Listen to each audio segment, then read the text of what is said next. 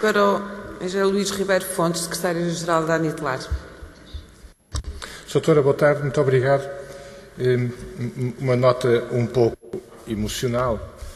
Recordo-me de janeiro, fevereiro de 2005, em que os partidos políticos que estão neste momento nesta sala, numa reunião separada que tiveram com a Anitlar, acolheram de bom agrado a sugestão que a Anitlar deixou de que, se há países que chegam a ter o Ministério da Têxtil, algo deveria existir ao nível dos decisores políticos que considerasse as especificidades evidentes da indústria têxtil e vestuário.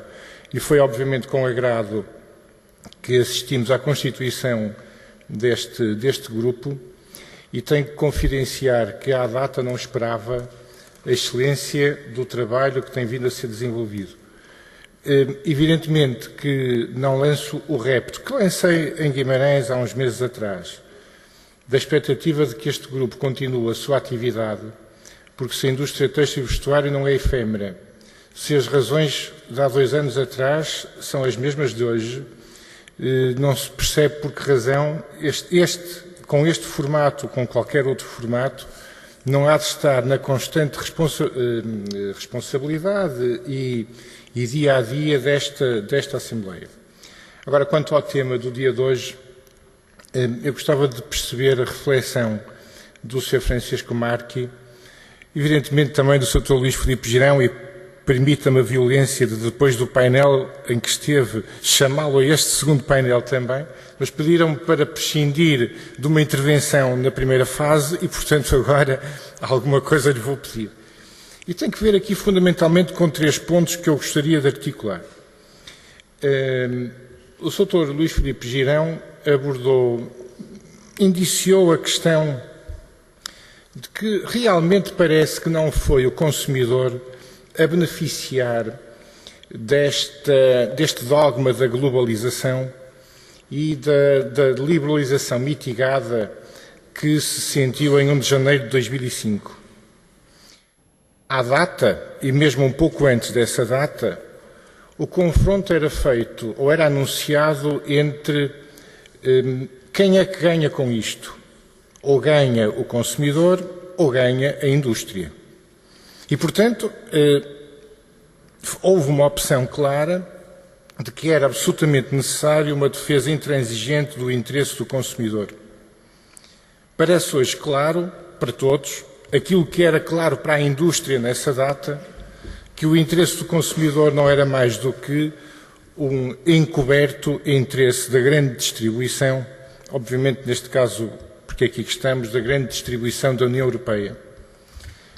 Em que medida 2 anos e meio volvidos sobre o dia 1 de janeiro de 2005, não está já a própria Comissão em condições de lançar internamente o debate sobre se estava ou não equivocada, e se estava equivocada porquê, e que medidas de correção devem ser implementadas para que o equívoco seja resolvido. A segunda reflexão que se juntaria a esta tem que ver, na minha opinião, com o seguinte. Assistimos de há muito tempo a esta parte à ideia de que o sul da Europa é protecionista e o norte da Europa é liberal. Eu tenho que chegar à conclusão que é exatamente o contrário. Porque o norte da Europa, de há muitos anos a esta parte, que deslocalizou a sua indústria, não deslocalizou a encomenda, deslocalizou a indústria. A grande indústria sueca, dinamarquesa, finlandesa, mesmo alemã, continua a ser titular dos mesmos, só que não está a produzir nos seus locais iniciais, está a produzir noutros pontos, alguns hoje até países que fazem parte como Portugal, da União Europeia.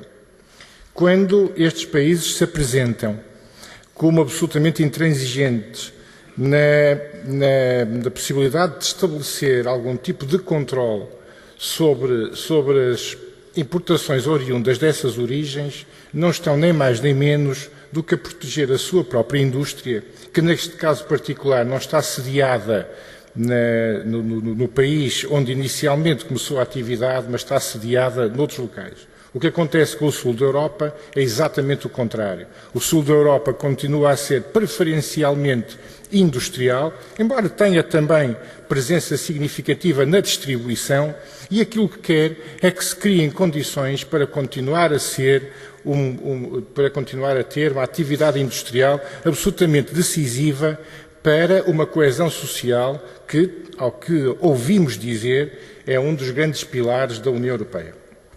E tinha uma terceira reflexão que gostaria de juntar a isto e que tem que ver com algumas recentes notícias do novo posicionamento francês. O Sr. Primeiro-Ministro francês declarou há muito poucos dias, e isto vem noticiado, foi divulgado pela Reuters e foi depois noticiado por vários jornais, que, a expressão é minha, não vai deixar cair o memorando de entendimento no final deste ano e que quer a sua renegociação para 2008. Das duas, uma.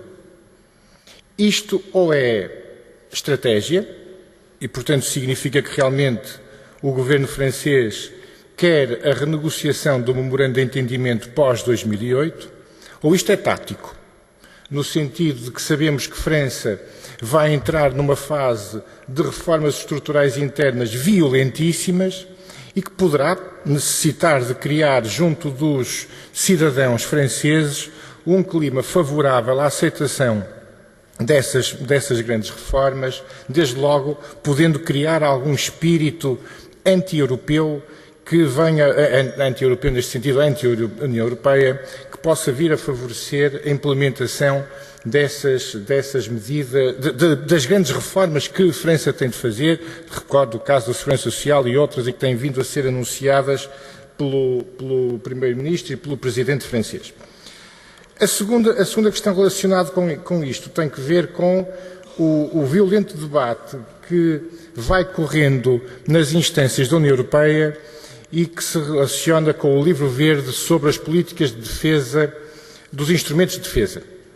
De alguma forma, a leitura que nós fizemos inicialmente a esse livro verde vai no sentido de que haverá uma desvalorização estratégica quanto ao setor têxtil e vestuário, seja em termos de produção, seja em termos de emprego, seja em termos de exportação. Num pacote global destas três reflexões, como parece que vai evoluir este segundo semestre de 2007, o que se espera da presidência portuguesa, o que se espera mesmo do governo português que para além de ter a presidência, tem a obrigação de poder tomar aqui algumas iniciativas. Paralelamente a isto, só uma pequena nota para de alguma forma desanuviar o teor de uma intervenção. Nós começamos a assistir neste momento, para além do fenómeno bem conhecido da contrafação, a um fenómeno que é o das réplicas autenticadas. Ou seja, é o produto que é rigorosamente igual ao original, aliás, ele não se distingue em nada do original, significa que tem exatamente a mesma qualidade do original e que está no mercado a preços que não sei se é de 2,5 €, mas é a preços que distorce completamente qualquer regra, mais distorce e anula completamente todo o investimento que foi feito pelas grandes marcas. Muito obrigado, Sra. Doutora. Desculpe o tempo que tomei. Muito obrigado. Não tem desculpa. Nós é que estamos gratos. Muito